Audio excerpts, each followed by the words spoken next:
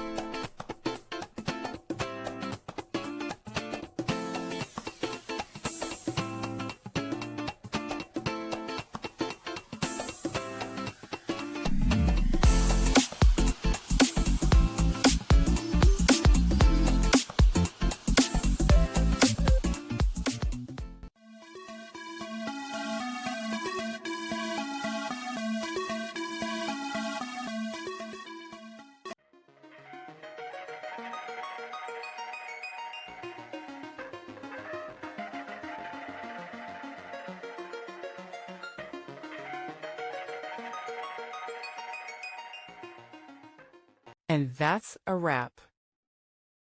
I hope you found the answer you were looking for. If you did, take a second to hit that subscribe button. It really helps out.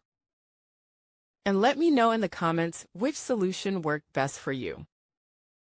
See you next time in the debug zone.